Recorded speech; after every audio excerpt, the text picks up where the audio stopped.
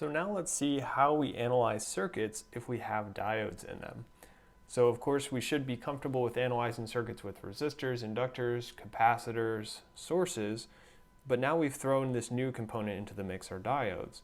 So let's look at this simple circuit where we're only considering DC at the moment. So we have some DC power supply, VPS, a resistor, and a diode.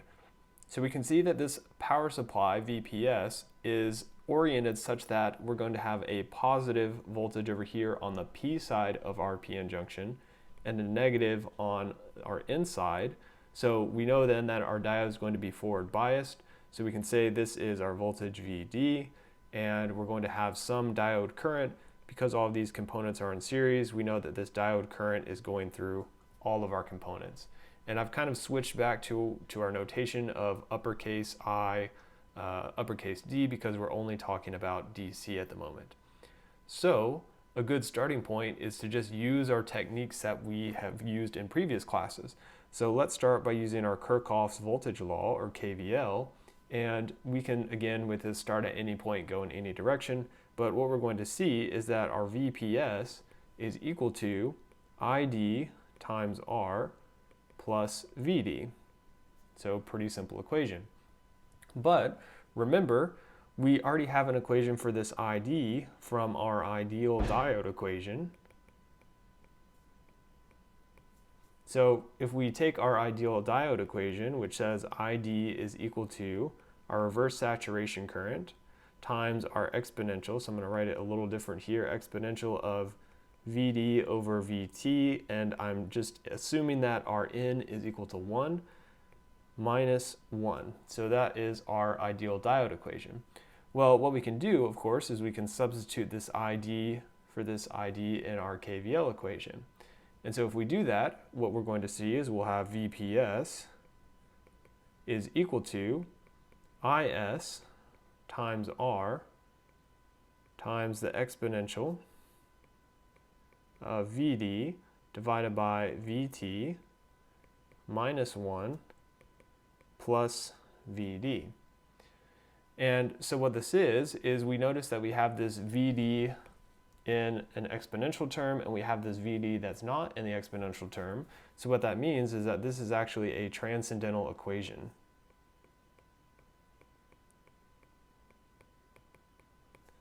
And so a transcendental equation, so we can solve something like that using a computer or an advanced calculator. Something like MATLAB or Octave would work fine. But if we're going to be doing that by hand, we actually have to do iteration. So it requires iteration, or let's just say computer, because of course technically a calculator is a computer. So we're going to talk about in some subsequent videos ways to get around that, ways we can sort of simplify this part here. But before we get into that, I want to talk about another way that we can solve this, and that is graphically. So we can solve this graphically using something called a load line. So what we're going to do is we're going to plot on our graph, and so let's actually bring this down here to our new page. So we're going to plot our ideal diode equation. And so of course you should be familiar with what that looks like by now. So we have something like this. Let's primarily just focus on this forward bias region because, again, based on that polarity of that source, we know that this is going to be forward biased. And so for our ideal diode equation, we have some small reverse current, and then we have some exponential increase. So this is our ideal diode equation, IV sort of relationship. So now what we're going to plot alongside this, though, is something that relates this KVL equation. So what we can do is we can rearrange this, and let's solve for our ID. So if we solve for our ID, what we're going to see is that ID is equal to VPS over R minus VD over R. And so I've kind of got that in a little bit of a weird form.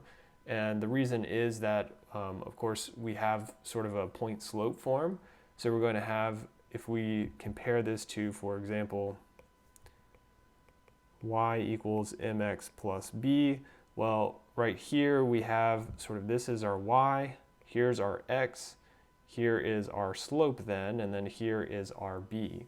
So keeping all of those things in mind, we can plot a linear straight line on our ID versus VD plot down here. And so if we do that, we're going to get something that looks like this. So it's going to have two endpoints, which we can find pretty easily. First, by setting our VD equal to 0. So if VD equals to 0, this goes away and we have VPS over R. So this point here is VPS over R. And our other endpoint we can get by setting VPS, or sorry, we can set ID equals to 0. And if we set ID equals to 0, we get that our VD is equal to VPS. So our other endpoint is going to be, let's clean that up a little bit. So our other endpoint is going to be down here, and this is where VD is equal to VPS. So then all we need to do is simply connect these 2 points. We get, well, let's see if I can get that to look a little bit better. So we get a nice linear line here. So something like that. And so now the solution to our problem, remember if we're trying to find our ID and our VD for our diode, our solution is actually going to be the intersection of these two, and that's going to be what we call our Q point. I don't know why this is deciding to act up now. So this is our Q point. So intersection, switch back to black here for a second. So intersection is our solution for our diode behavior, and it's called our Q point, or to write that out, that is our quiescent point. And so of course solving graphically isn't going to be very practical, particularly as we get more complex circuits and more complex devices, but this idea of what we call a load line is going to be very important, and we are going to revisit it. So just for clarity, this red line here is our load line for the circuit. And so of course from this, if we wanted, what we could do is we could sort of come over here and we could say this is our diode current at our Q point, IDQ, and this is our diode voltage at our Q point, VDQ. One important thing to note too is that of course our Q point is a function of the load line. So our Q point depends on our load line, which depends on the circuit.